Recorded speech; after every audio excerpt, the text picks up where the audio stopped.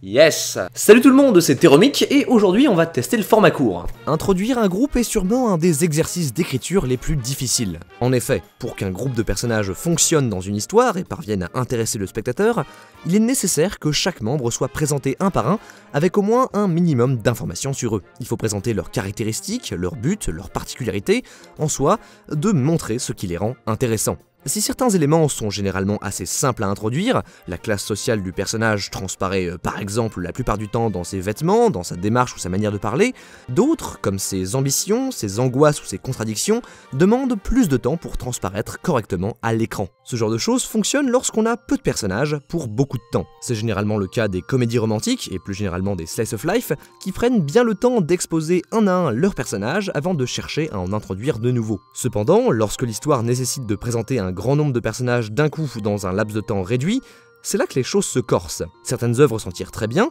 on pense notamment à My Hero Academia, dans lequel Kohei Horikoshi parvient, au travers d'un chara-design efficace, de quelques lignes de dialogue bien choisies et de concepts d'alter originaux, à présenter directement les membres de la classe de Midoriya comme des personnages intéressants, tout en prenant soin de laisser des pistes de développement pour chaque élève sur lesquelles il peut revenir plus tard. Toutefois, si le travail que fait Horikoshi sur ce sujet reste magistral, celui-ci fait tout de même le choix de d'abord se concentrer sur un petit groupe de personnages principaux, lui facilitant ainsi quelque peu la tâche. Il est donc possible de trouver un exemple encore plus extrême.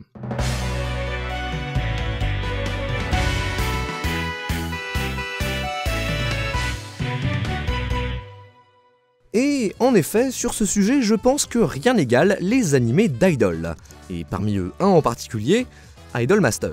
Pour faire simple, ce qu'on appelle animé d'Idol fait référence aux animés présentant un groupe, généralement assez large, de jeunes filles qui vont se réunir et tenter de devenir des idoles, justement, à savoir des icônes de la pop culture japonaise et coréenne qui chantent, dansent, passent à la télé et font des grands sourires alors qu'en réalité elles se font abuser par leurs producteurs, elles subissent une pression énorme sur leur physique et se font interdire toute vie de couple pour ne pas frustrer leurs fans. Mais bien sûr, c'est de l'animation donc on n'en parle jamais, il faut que tout soit gentil et mignon parce qu'on est dans une putain d'industrie capitaliste qui efface les problèmes pour vendre du rêve. Allez voir Perfect Blue, putain! Où est-ce que j'ai mis mes pilules, moi? On suit alors leurs aventures pour parvenir à former leur groupe, à élaborer leur spectacle et surtout à se faire connaître. Idolmaster de A1 Pictures n'échappe pas à cette règle. Cependant, là où la plupart des animés du genre, au hasard Love Live et Akihatsu, fonctionnent plus ou moins de la même manière que My Hero Academia, cela dans le sens où ils commencent par se focaliser sur un petit groupe de personnages principaux avant de s'intéresser plus en détail au reste des personnages secondaires, Idolmaster, lui, fait le choix d'introduire à part égale la totalité de ses 14 personnages principaux dès l'épisode 1.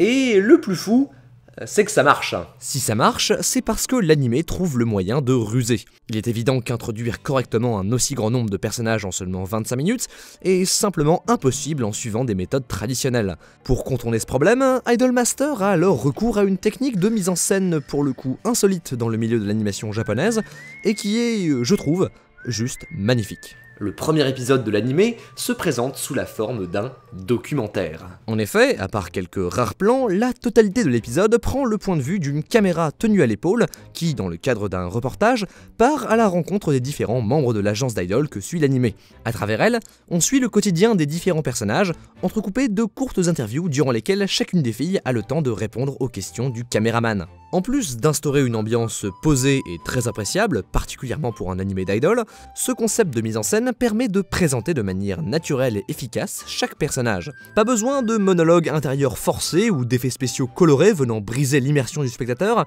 ici les personnages ont une raison diégétique de se présenter. Pas besoin non plus de longues scènes pour faire comprendre au public la personnalité et les dilemmes intérieurs de chaque personnage. Grâce à la caméra et aux quelques questions du caméraman, les membres du groupe peuvent se confier directement à l'œil du spectateur. Elles parlent ainsi de leurs goûts, de leurs activités, de leur passé, de leurs rêves, et ça en un temps finalement très court. Au final, au bout des 25 minutes du premier épisode, chaque personnage est présenté, et tous ont une base intéressante qui ne demande qu'à être explorée dans les épisodes suivants. L'anime commence ainsi sur d'excellentes bases, et peut raconter son histoire en se reposant pleinement sur ce qui fait sa force, à savoir ses personnages, sans perdre de temps en explications supplémentaires.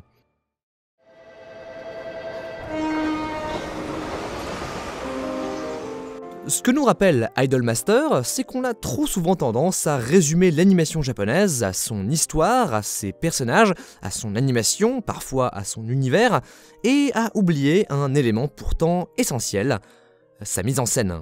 Si on a tendance à remarquer la fluidité des mouvements, la beauté des designs ou la qualité d'écriture d'une œuvre d'animation, la mise en scène, ou en soi la manière d'organiser l'espace de l'action ainsi et surtout que la manière de la montrer au spectateur, semble, elle, toujours en retrait dans nos critiques. Pourtant, par sa manière de sublimer le cadre, de donner de la force au mouvement ou simplement de résoudre des problèmes complexes, la mise en scène est un élément essentiel dans l'animation qui suffit souvent à séparer un bon animé d'un grand animé.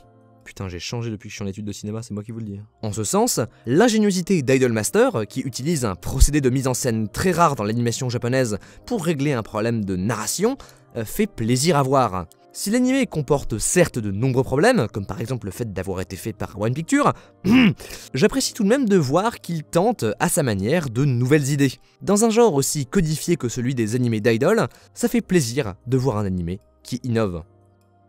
Sur ce, c'était Teromic, merci d'avoir écouté, abonnez-vous, et à la prochaine fois.